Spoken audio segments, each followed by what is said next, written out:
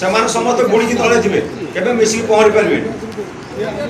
ଯେତେବେଳେ ସାମ୍ବାଦିକଟେ ସାମ୍ବାଦିକ ବିରୁଦ୍ଧରେ ଆଇସି ପାଖରେ ଚୁଗୁଲି କରିବ, ଓକିଲଟେ ଓକିଲ ବିରୁଦ୍ଧରେ ସେ ମାଜିଷ୍ଟ୍ରେଟ ଘର ଚୁଗୁଲି କରିବ, ଏମାନେ ସାମୂହିକ ଭାବେ ତଳେ ଥିବେ। ତେଣୁ ଏକତାର ମନ୍ତ୍ରଟା ସମସ୍ତେ କହୁଛନ୍ତି, ଏକତା ହବ କେମିତି? ଯେମିତି ଦଳେ ଜିଅନ୍ତା ବେଙ୍ଗକୁ କେଜି କୋଳାଟି ଉଚ୍ଚନ କରିପାରିବେନି, ସାମ୍ବାଦିକ ମାନେ 5 ଜଣ ନୁହଁ, ଜଣେ ସାମ୍ବାଦିକ ଆଉ ଜଣେ ସାମ୍ବାଦିକକୁ ବ୍ଲାଇଣ୍ଡଲି ସପୋର୍ଟ କରିବ, ନ୍ୟୁଜ୍ର ମୋଡ଼ ବଦଳିଯିବ।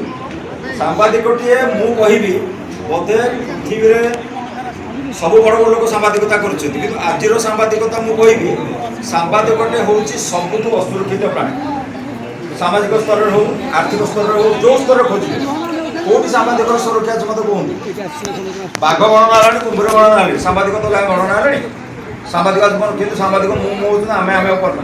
ଯେଉଁଦିନ ମୁଁ ଛାଡ଼ିକି ଆମେ ହେବା, ଆମେ ଆରାମସେ ବଞ୍ଚିପାରିବା। ଏଇ ଯେଉଁ ମୁଁ ଅହଙ୍କାରଟା ବୋଧେ ଭଗବାନ ଶ୍ରୀକୃଷ୍ଣ ଅର୍ଜୁନକୁ କହିଥିଲେ, ଅର୍ଜୁନ ମନେ ରଖିଥିବୁ ମୁଁ ମଲେ କୃଷ୍ଣକୁ ପାଇବୁ। ଆରେ କ'ଣ ମୁଁ କେମିତି ମରିବି? ମୋର ତ ମୃତ୍ୟୁ ନାହିଁ। ଆରେ ତୁ ନୁହଁ, ତୋ ଭିତରେ ଯେଉଁ ମୁଁ ରୂପକ ଅହଙ୍କାରଟା ଅଛି ସେଇଦିନ ମରିଯିବୁ।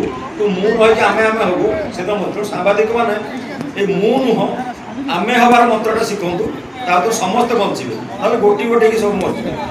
ଗୋଟେ ସାମ୍ବାଦିକ ବନ୍ଧା ଲୋକ ଆଉ ସବୁ ମୁଁ ବୋଧେ ଏଇ ଏକତା କରିବା ପାଇଁ ଯେତେବେଳେ ଦଶପଲ୍ଲାରେ ସାମ୍ବାଦିକ ଉପରେ ବୃତ୍ତିଗତ ଆକ୍ରମଣ ହେଇଛି, ବ୍ୟକ୍ତିଗତ ହଉ ବା ବୃତ୍ତିଗତ ହଉ, ମୁଁ ଛାତି ଫଟେଇକି ରଖାଇଛି।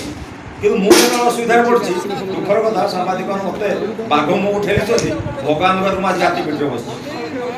କାରଣ ମୋ ଶିକ୍ଷାଗତ ଯୋଗ୍ୟତା, ମୋ ଘର ଫାଉଣ୍ଡେସନ ମୋତେ ଆଜି ମୋ ଜାଗାରେ ରଖିବା କଥା ରଖିଛି। ମୁଁ ଏତ ଭଲ କହୁଛି ଖରାପ ମୁଁ ଅନ୍ୟମାନଙ୍କୁ ନିଶ୍ଚିତ ଭାବରେ ଟିକେ ବିରୋଧ। ଆମ୍ ସମଥିଙ୍ଗ ଡିଫରେଣ୍ଟ, ଆମ୍ ସମଥିଙ୍ଗ ଅନକମନ୍। ଆଉ ଏଇ ଯେଉଁ ସାମ୍ବାଦିକମାନଙ୍କ କଥା ହେଉଛି, ମୁଁ ଗୋଟେ କଥା କହିବି, ବୃତ୍ତିଗତ ପ୍ରତିବଦ୍ଧତା ରଖନ୍ତୁ। ସାମ୍ବାଦିକ ମାନେ ଯେଉଁଦିନ ବୃତ୍ତିଗତ ପ୍ରତିବଦ୍ଧତା ରଖିବେ